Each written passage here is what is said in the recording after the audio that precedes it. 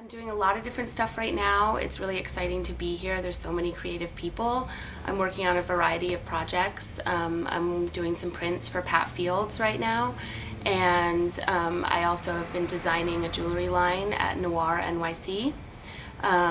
During the day, I'm currently working at Coach, designing wearables for them, and I'm working on a project of my own.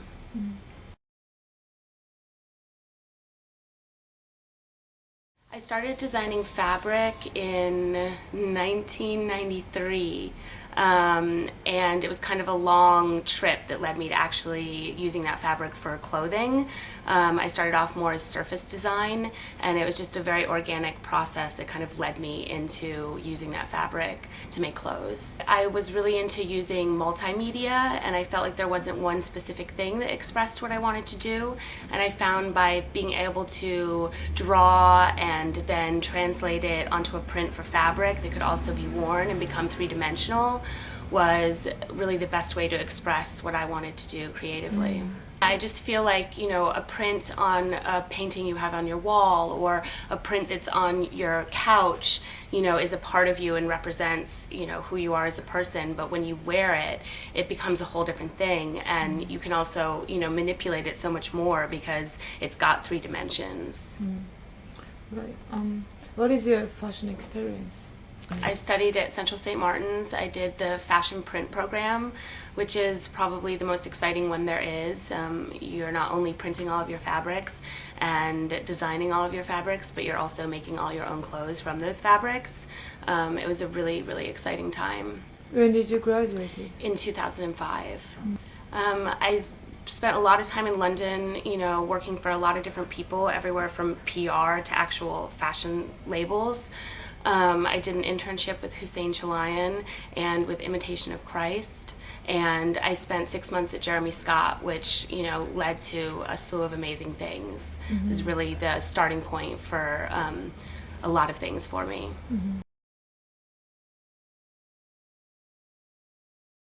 I think I learned so many things, but I think the two most important things were, you know, always trust your instinct, and really anything is possible, and don't, you know, let yourself believe that something is too hard to do or impossible to accomplish, because, you know, really if you put your mind to it, really anything is possible.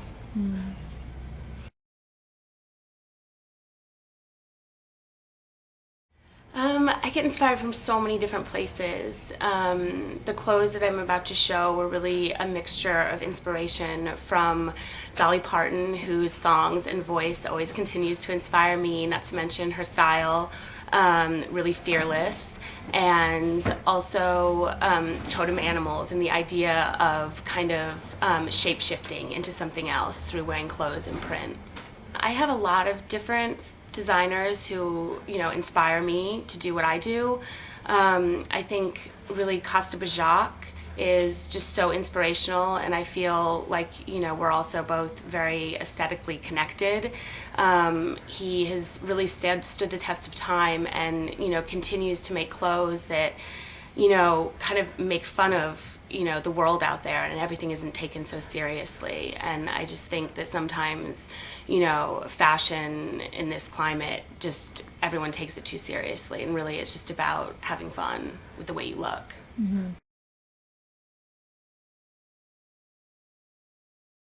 I mean, I think as a whole it is. I mean, obviously there's lots of really creative, inspiring things happening here. But I think that there is still a long way to go here as how, like, the general population thinks about, or even the fashion press think about fashion. And I think, you know, how lucky I was to be educated in Europe, and I really think of fashion as a fine art. And I think a lot of the background that people have here is more of, you know, a corporate enterprise it's a commodity, and it's supposed to make a lot of money. And, you know, the idea of, like, traditional American sportswear, and I just feel like there's a box here, and they're not as readily wanting to think outside of it. Whereas I think Europe is a lot more receptive to those things.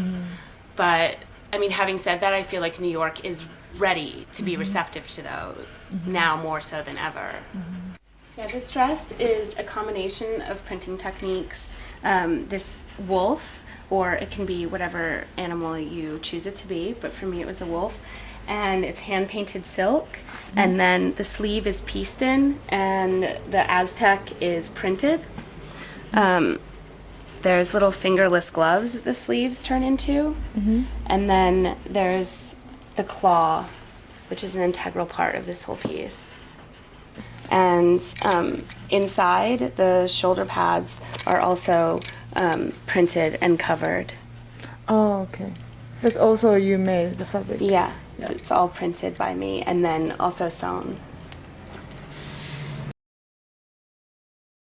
This was a piece that was a cape worn over a denim jacket, which is actually currently not here, but the denim jacket was the fur print.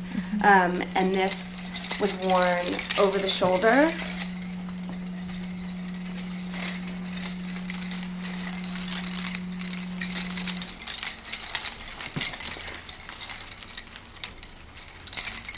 Like this, and then clipped onto the front. And it also works in so many other ways too. And this is all appliqued leather, and then padded. And what is this things hanging? These are chip forks. I was sponsored by my local fish and chip shop, and they provided all of these for me. And then using an acid dye technique, I individually dyed them all. These are jeans that I printed, and this is actually, I just printed just enough fabric for these. This was done with a blank screen that was, and then I used newsprint stencils and did the whole print like that. So there was never even a screen for this. And then they have the fish forks at the back, and the illusion of having no waistband at all. These cutouts sit right over your hip and your hip bone, and it's the faux front fly. These are the fur print again with lace side inserts, and these were a basketball short, actually designed for a man, but I also like to wear them too. It kind of works unisex.